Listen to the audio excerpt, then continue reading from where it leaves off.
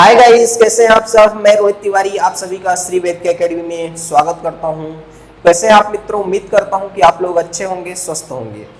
तो चलिए हम लोग पढ़ रहे हैं भारतीय संविधान की सीरीज को आगे बढ़ाते हुए आज आपके सामने लेके आए हैं भारतीय संविधान के भाग या पार्ट।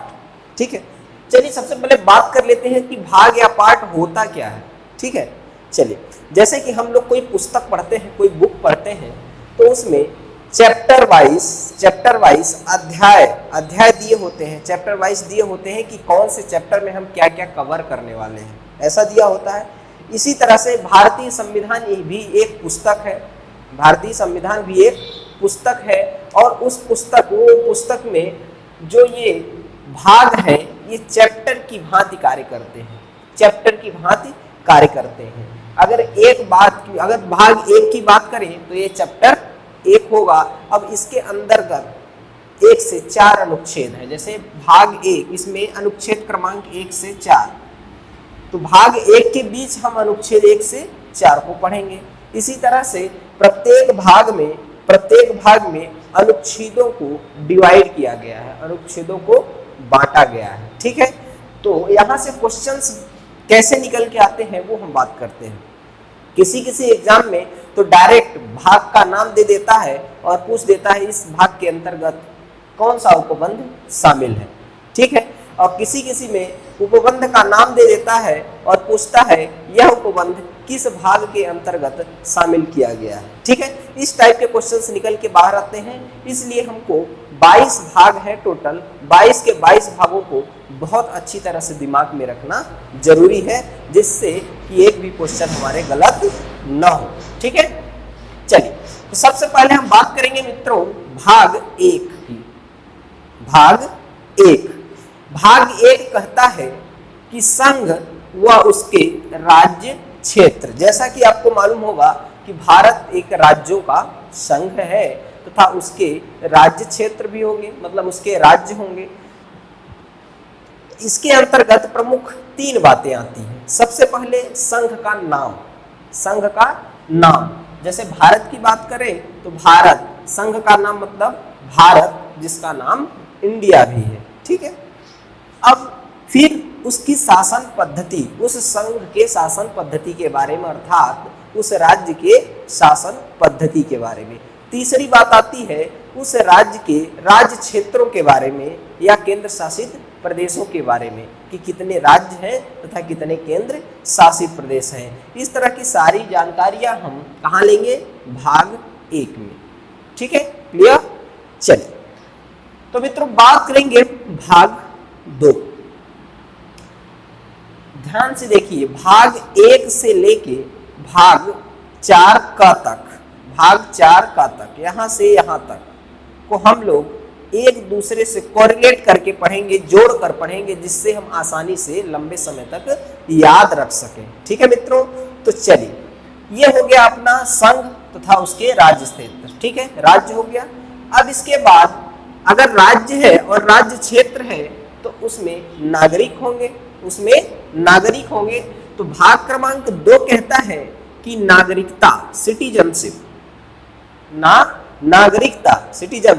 मतलब कि नागरिकता की अगर बात आती है तो नागरिकता में हम लोग पढ़ेंगे कि किस तरह से नागरिकता प्रदान की जाती है, किस तरह से नागरिकता छीनी जाती है, सारी बातें, और कौन छीन सकता है, सारी बातें नागरिकता से रिलेटेड सारी बातें हम लोग भाग 2 में पढ़ेंगे। ठीक है, अब राज्य हो गया, राज्य के नागरिक हो गए। तीसरी बात, भाग क्रमांक 3 कहता है कि मूल या मौलिक अधिकार, मतलब इन नागरिकों को, अब नागरिक हो गए तो नागरिक को अपने व्यक्तित्व का विकास करने के लिए कुछ उनको अधिकार की जरूरत है, जो कि मौलिक अधिकार के अंतर्गत उनको प्रदान किए गए हैं। ठीक है, मौलिक अधिकार के अंतर्गत नागरिकों को कुछ अधिकार प्रदान किए गए हैं, जिससे वो अपने व्यक्तित्व का विकास कर सके, जिससे हमारे राष्ट्र का विकास हो। ठीक है, ये हो गया अपना भाग क्रमांक 3। अब भाग 4 की बात करेंगे मित्रों, तो भाग 4 कहता है कि राज्य के नीति निर्देशक तत्व। ठीक है, राज्य, यहां पर राज्य से क्या मतलब है? राज्य से मतलब यहां अपने भारत देश से है, न कि किसी प्रांत से, भारत देश से मतलब है। ठीक है, तो अब हम बात करेंगे कि राज्य की नीति निर्देशक तत्व मतलब राज्य का भी कुछ कर्तव्य होगा नागरिकों के प्रति, नागरिकों के प्रति कुछ राज्य का भी, और राज्य के में सरकार जो बनी है उस सरकार का भी नागरिकों के प्रति कुछ कर्तव्य होगा। ठीक है, इसलिए ये भाग 4 कहता है कि राज्य का भी नागरिकों के प्रति कुछ कर्तव्य होगा। उसका उपबंध भाग क्रमांक 4 में दिया गया है। ठीक है, अब राज्य का केवल राज्य का ही कर्तव्य नहीं होता है कि नागरिकों के प्रति, नागरिकों का भी कुछ कर्तव्य होता है राज्य के प्रति।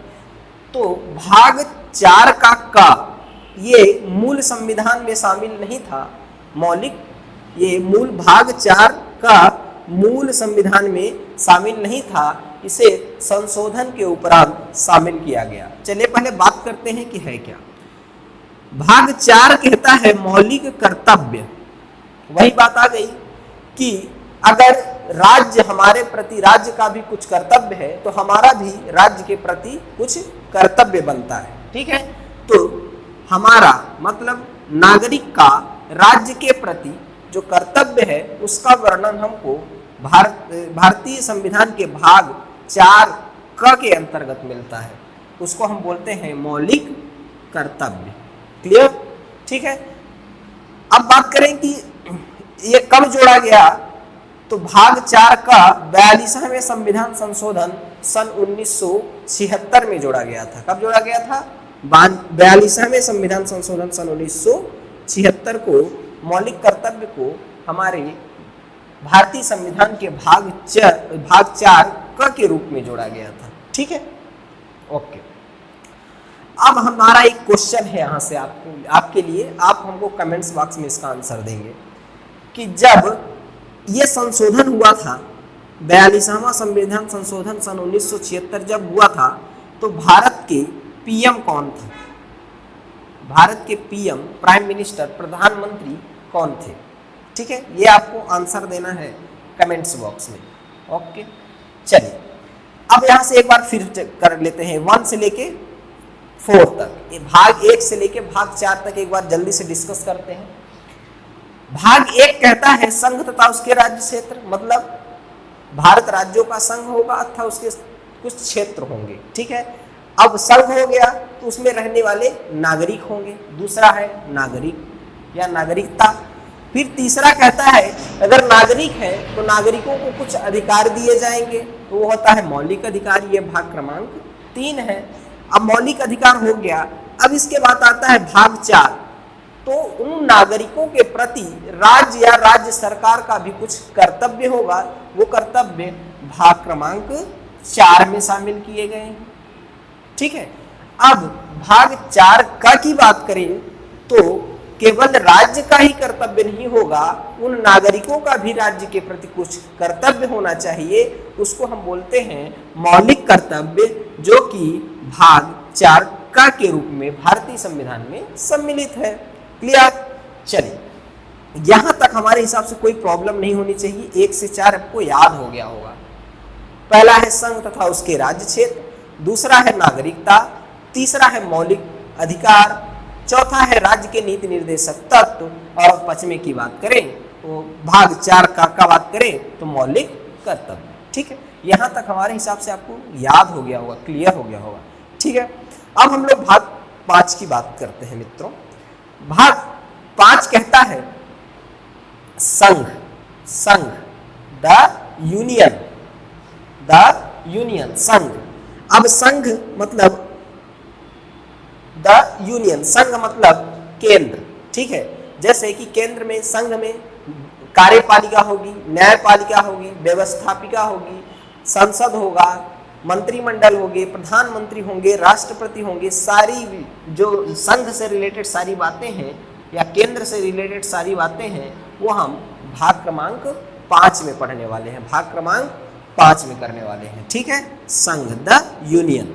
इसी तरह से भाग 6, भाग 6 कहता है राज्य। राज्य, राज्य में भी क्या होगे, राज्य में भी सिर्फ राज्य सरकार, द स्टेट, स्टेट में भी अपनी उच्च न्यायालय होगी, मुख्यमंत्री होंगे, मंत्रिमंडल होगी, विधानसभा होगी, सारी बातें हम लोग राज्य में पढ़ेंगे। ये कौन से भाग के अंतर्गत आता है, तो भाग क्रमांक 6, ठीक है। नेक्स्ट बात करते हैं भाग क्रमांक 7 की। मित्रों, भाग क्रमांक 7 को समाप्त कर दिया गया है, मतलब डिलीट कर दिया गया है, अब अपने भारतीय संविधान में इसे सम्मिलित नहीं किया गया। इसमें क्या था, जब था तो क्या था, इसमें था पहली अनुसूची वाले भाग ख के राज्य, भाग क के नहीं, यहाँ ख लिखे नहीं, भाग ख, पहली अनुसूची भाग ख के राज्य। अब ये भाग ख के राज्य क्या होते हैं, इसको अच्छे से समझिए। जब हमारा भारत अंग्रेजों के से मुक्त हुआ, आजाद हुआ, तो ब्रिटिश प्रांतों तथा देसी रियासतों को मिलाकर राज्यों का निर्माण किया गया। तो उसमें 4 कैटेगरी के राज्यों का निर्माण किया गया था, ठीक है।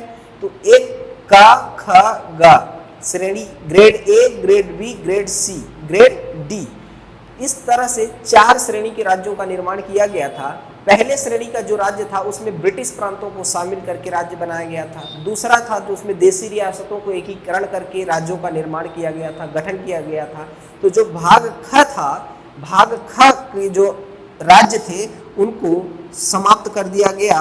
और ये कब समाप्त किया गया, 7वें संविधान संशोधन सन 1956 में इसको समाप्त किया गया था।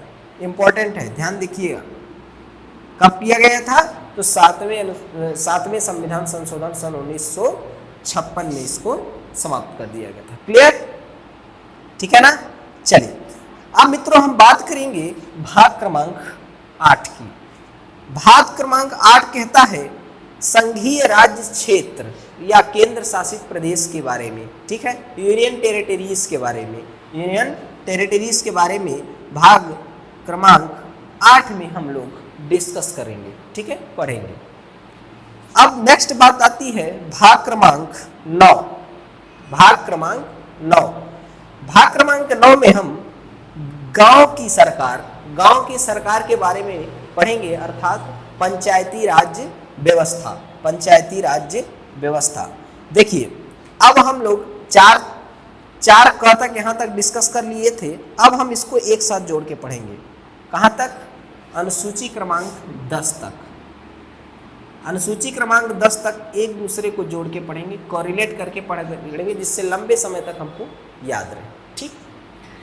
देखिए मित्रों, भाग 1, भाग 5 कहता है, 4 तक तो आप हम लोग कर लिए थे, अब भाग 5 से आगे देखेंगे। भाग 5 इसको हम ऊपर से नीचे लाएंगे। सबसे ऊपर क्या होता है, संघ, फिर उसके नीचे राज्य, फिर उसके नीचे अगर बात करें तो केंद्र शासित प्रदेश, फिर उसके नीचे गांवों की सरकार, है ना। तो ऐसे करेंगे। भाग 5 कहता है संघ, सबसे ऊंचा संघ होता है, ठीक है। फिर इसके बाद भाग 6 कहता है उसके नीचे राज्य। भाग 7 को समाप्त कर दिया गया है। फिर इसके बाद आता है भाग 8, संघ हो गया, राज्य हो गया, फिर उसके नीचे क्या आता है, केंद्र शासित प्रदेश के बारे में। फिर उसके नीचे क्या आएगा, गांवों की सरकार, पंचायती राज्य व्यवस्था। ये है भाग क्रमांक 9। अब 9 में 2 संविधान संशोधन के उपरांत 2 जोड़े गए, 9 क और 9 ख। तो 9 क में क्या है कि अगर गांव में सरकार होगी तो शहरी क्षेत्र के लिए भी एक सरकार होगी, उसको हम बोलते हैं नगर प्रशासन या नगर पालिका।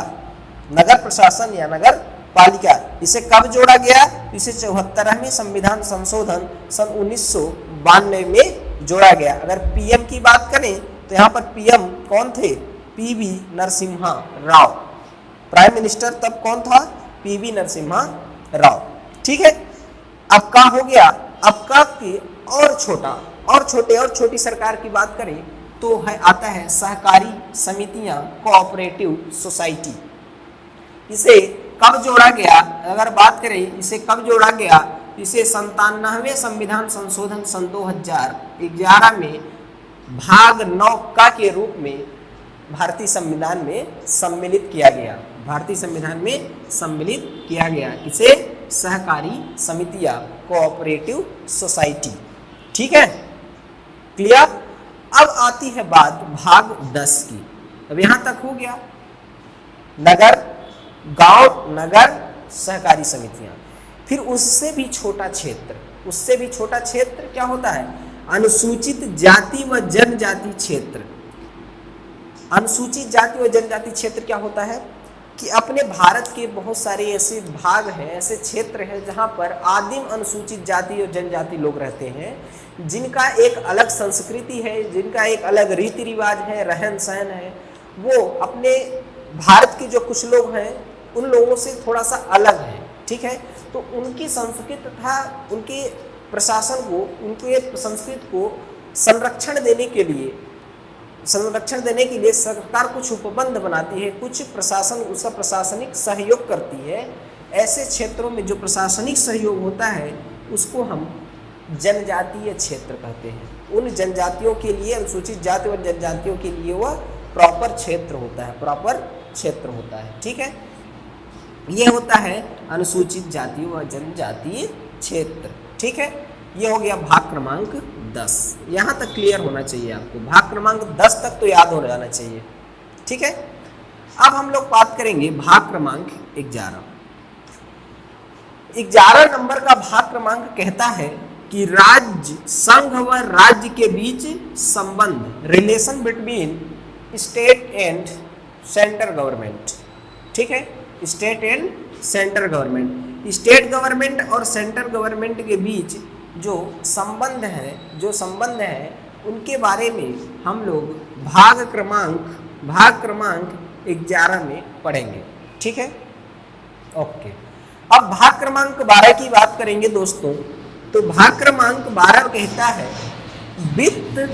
वित्त संपत्ति संबंधित संविधाएं। वित्त मतलब, वित्त की बात आ गई मतलब पैसा से जुड़ा कारोबार है ना।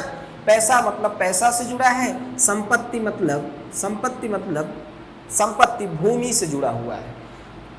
तो वित्त की अगर बात करें तो जो सरकार टैक्स वगैरह लगाती है, तो टैक्स के बारे में जो हम लोग अध्ययन करेंगे वो भाग 12 के अंतर्गत करेंगे।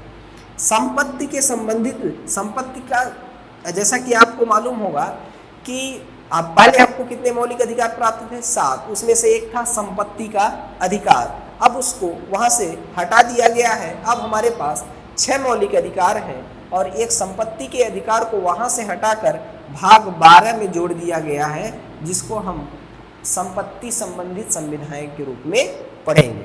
ठीक है, ये हो गया भाग क्रमांक 12। अब हम बात करेंगे मित्रों भाग 13। भाग 13 कहता है राज्य क्षेत्रों के बीच व्यापार, वाणिज्य आदि। अगर राज्य के क्षेत्र में आपको व्यापार या कोई उद्योग लगाना है तो उसमें सरकार क्या व्यवस्था कर सकती है, सरकार के लिए क्या उपबंध होंगे, उस तरह की सारी बातें हम लोग भाग क्रमांक 13 में पढ़ने वाले हैं। ठीक है, अब मित्रों बात करेंगे भाग 14। भाग 14 का है कि संघ व राज्य के अधीन सेवाएं। जो संघ लोक सेवा आयोग जैसे यूपीएससी, स्टेट राज्य लोक सेवा आयोग पीएससी, इस तरह की जो प्रशासनिक सेवाएं हैं उनके बारे में अध्ययन हम लोग कहाँ करेंगे? तो भाग क्रमांक 14 में करेंगे। भाग क्रमांक 14 में करेंगे। ठीक है मित्रों, अब हम नेक्स्ट पॉइंट की बात करें तो भाग 14 का यह है अधिकरण। अधिकरण का मतलब क्या होता है? अधिकरण का मतलब ये होता है कि राज्य में जैसे न्यायालय होता है तो कुछ ऐसी संस्थाएं हैं जो न्यायालय के अलावा भी वो डिसीजन देती हैं। वो डिसीजन सरकार के लिए डिसीजन देती हैं, सरकार के रूप में वो अप्रत्यक्ष डिसीजन देती हैं। इस तरह की व्यवस्थाएं को हम अधिकरण कहते हैं। ठीक है, ये सब हम लोग कब कहाँ पढ़ेंगे? भाग 14 के का में। ठीक है, नेक्स्ट पॉइंट की बात करें मित्रों भाग 15। भाग 15 कहता है निर्वाचन या इलेक्शन कमीशन, चुनाव आयोग से संबंधित जो उपबंध है वो हम भाग 15 में पढ़ेंगे, भाग 15 में पढ़ने वाले हैं। भाग 16 कहता है मित्रों कुछ विशेष वर्गों के लिए, कुछ वर्गों के लिए विशेष उपबंध। ये कुछ वर्ग कौन से हैं थोड़ा सा गौर करिएगा इधर। कुछ वर्ग क्या है? कुछ वर्ग होते हैं वही आरक्षण जिनको दिया जाता है, ST SC या एंग्लो इंडियंस जो होते हैं उनके लिए जो विशेष उपबंध करेगी सरकार, उनके बारे में हम विशेष अध्ययन किसमें करेंगे? भाग क्रमांक 16, भाग क्रमांक 16 में। चलिए नेक्स्ट की बात करें मित्रों, भाग 17। भाग 17 कहता है राज्य भाषा, ऑफिशियल लैंग्वेज। राज्य की क्या भाषा होनी चाहिए, क्या भाषा होनी चाहिए, न्यायालय में क्या भाषा होनी चाहिए, संसद में कौन सी भाषा होनी चाहिए, भाषा से रिलेटेड उपबंध हम पढ़ेंगे भाग क्रमांक 17 में। अगर अपने देश की राजभाषा की बात करें तो कौन सी है? हिंदी। ठीक है, चलिए मित्रों आगे की बात करते हैं। भाग क्रमांक 18। भाग क्रमांक 18 कहता है, भाग 18 कहता है आपातकालीन उपबंध। आपातकालीन उपबंध संकटकालीन समय में जब सरकार आपातकाल लगाती है तो कौन से अधिकारों का हनन हो जाता है, स्थगन हो जाता है, ये सारी बातें हम लोग भाग क्रमांक 18 में अध्ययन करेंगे, भाग क्रमांक 18 में। भाग 19 की बात आती है प्रकीर्ण। प्रकीर्ण का मतलब होता है राज्य व राष्ट्र प्रमुख, राज्य प्रमुख व राष्ट्र प्रमुख। जैसे जो संवैधानिक पद है वो अपने राष्ट्र और राज्य को प्रमुख राष्ट्र को प्रमुख बनाने के लिए कार्य करेंगे। ठीक है, इस तरह की व्यवस्था है हम भाग क्रमांक 19 में पढ़ेंगे। नेक्स्ट बात करेंगे मित्रों तो भाग 20। अगर पूरा संविधान है तो संविधान में संशोधन भी होना चाहिए, तो जो संशोधन की प्रक्रिया है वो भाग क्रमांक 20 में सम्मिलित है। भाग क्रमांक 20 में संविधान में संशोधन। ठीक है, चलिए नेक्स्ट की बात करेंगे मित्रों। नेक्स्ट पॉइंट की बात करेंगे मित्रों तो भाग 21 कहता है, भाग 21 कहता है अस्थायी संक्रमणकालीन उपबंध। अस्थायी मतलब भारत के कुछ ऐसे राज्य हैं जिन्हें विशेष उपबंध, विशेष राज्य का दर्जा दिया गया है, वो अस्थायी है, अस्थायी दर्जा नहीं है, अस्थायी उपबंध नहीं है। अगर एक उदाहरण के रूप में देखें, जैसे कि जम्मू कश्मीर में अनुच्छेद 370 के तहत जम्मू कश्मीर को विशेष राज्य का दर्जा दिया गया था, जो कि अब नहीं रहा, उसको स्थगित कर दिया गया है। ठीक है, कब किया गया था? 31 अक्टूबर 2019 को अनुच्छेद 370 हटा के जम्मू कश्मीर को विशेष राज्य के दर्जा से मुक्त किया गया था। ठीक है, ठीक है, ये होता है अस्थायी संक्रमणकालीन उपबंध। ऐसी व्यवस्थाएं हम लोग कहाँ पढ़ेंगे? भाग क्रमांक 21 में। भाग 22 कहता है संक्षिप्त नाम, मतलब हमारे भारतीय संविधान का संक्षिप्त नाम क्या होना चाहिए, जैसे भारत का संविधान। ठीक है, प्रारंभ, तो भारतीय संविधान का प्रारंभ कब हुआ था? तो प्रारंभ कब हुआ था? जब अपना भारतीय संविधान बनके तैयार हुआ था, अर्थात कब? 26 नवंबर सन 1949 को। और लागू कब हुआ था? तो 26 जनवरी सन 1950 को। ठीक है, प्रारंभ के बाद हिंदी योगदान। हमारे संविधान में हिंदी का क्या योगदान है? जब हमारा संविधान बनकर तैयार हो गया तो इंग्लिश में बना और उसको ट्रांसलेट करके हिंदी में कन्वर्ट किया गया, ये हमारा हिंदी का योगदान। ठीक है, ये सब बातें हम लोग कहाँ पढ़ेंगे? भाग क्रमांक 22 में। ठीक है, इस तरह से हम लोगों ने एक प्रॉपर तरीके से देख लिए कि 22 के 22 भागों में हम लोग क्या क्या पढ़ने वाले हैं। ठीक है, एक छोटा सा मोटा मोटी अंदाजा मिल जाता है, थोड़ा सा आइडिया मिल जाता है कि हम आगे कौन कौन से चैप्टर कवर करने वाले हैं और कौन से चैप्टर में क्या है। ठीक है, तो आज का वीडियो उम्मीद करता हूँ कि आपको बहुत अच्छा लगा होगा, आपको अच्छे से समझ में आया होगा कि हमारे भारतीय संविधान के 22 भागों में क्या क्या सम्मिलित किए गए हैं। ठीक है, अब हम लोग नेक्स्ट वीडियो में एक एक भाग को अच्छे से क्लियर करेंगे कि भाग एक को उठाएंगे, उसमें कितने अनुच्छेद हैं और उन अनुच्छेदों से रिलेटेड प्रमुख तथ्य क्या क्या बन सकते हैं और किस प्रकार के क्वेश्चंस पूछे जा सकते हैं, सारी बातें हम लोग एक एक भाग को लेकर डिस्कस करेंगे, है ना। कुछ नहीं छूटेगा मित्रों, एक भी क्वेश्चंस आपका बाहर से नहीं आएगा। बस आप डेडिकेशन से पढ़िए, फुल एफर्ट के साथ पढ़िए, ईमानदारी के साथ पढ़िए। देखिए रिजल्ट कुछ अपने आप ही दिखने लगेगा, आपको बोलने की जरूरत नहीं पड़ेगी। मैं कॉन्फिडेंस से कह रहा हूं कि अगर आप ईमानदारी से मेहनत करने लगेंगे ना, एक महीने अच्छे से मेहनत करके देखिए, तो आपका रिजल्ट अपने आप अंदर से ही एक कॉन्फिडेंस आएगा, एक आवाज निकल के आएगी कि नहीं अब तुम कर लेगा। ठीक है भाई, तो आप अच्छे से ईमानदारी से पढ़िए, हम आपके साथ हैं। बस आप ज़्यादा से ज़्यादा दोस्तों में शेयर करिए, है ना, लाइक करिए और सब्सक्राइब करिए। जय हिंद।